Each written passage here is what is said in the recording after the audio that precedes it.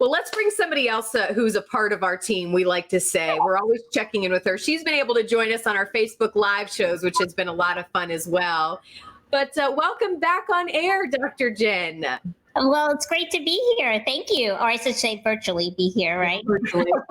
That's what we can get these days. Oh, yes. It's okay. I'm enjoying it, actually. Yeah. Well, again, as we are chatting from the comfort of our home, there's still so much we want to be able to talk to you about. And this first one kind of branches off an interview I know I had a week or so ago with an ER doctor. He said people are really being hesitant about going to the ER. And I know you're starting to see that too. And that's why we wanted to chat with you today, because you're seeing kids not making it to those important wellness appointments, and vaccines too are sometimes getting lost in the mix. Absolutely. It's a big concern that while we're all trying to, stay safe and we're concerned about COVID-19, that we're missing those important well child visits, those important milestones for keeping healthy. And in fact, we are seeing that well child visits have been reported to be down as low as 50%. And that scares me because there's not only is it important to keep an eye on your overall health, especially for children and babies, but also to keep up that immunization schedule, because that's how we know those vaccines can work, is when they're given at the right intervals and the right frequency to be most effective. Well, and it's interesting, Dr. Jenn, we're not talking about the corona vaccine, which I feel like, is getting so much attention right now, but talk about the safety of these vaccines that have been tried and true, and really the dangers if families maybe put them off because they're afraid to go to the doctor right now.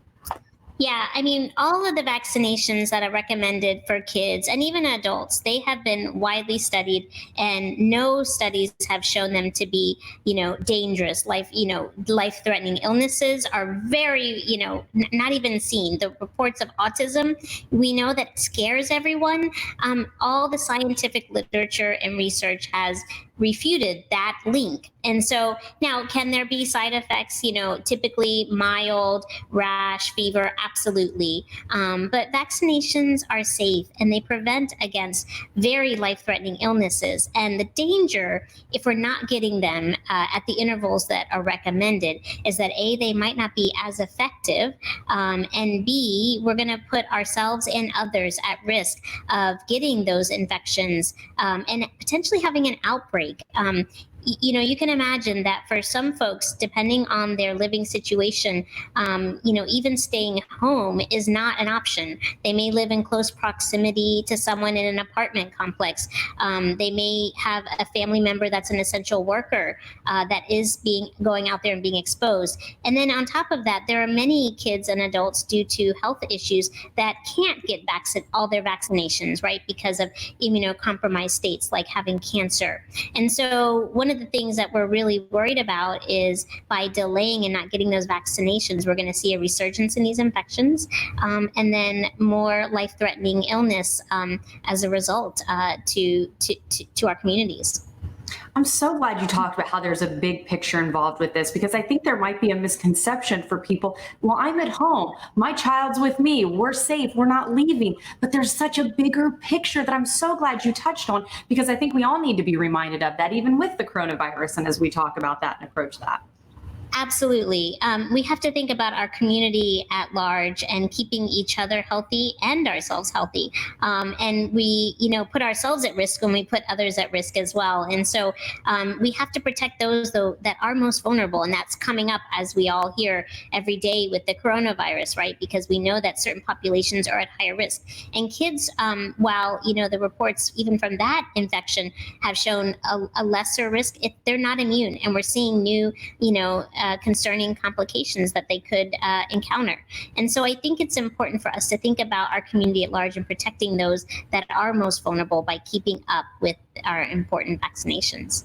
I want to give out a shout out, I think, to pediatrician offices too, because from what I can tell and from what I've seen on social media and the ones that, because my son is 10 months old now, just had to go in for a well visit. They're doing a really good job from everything that I've seen about kind of making sure that people are kind of isolated. I know we had to wait in your car and then we got called in.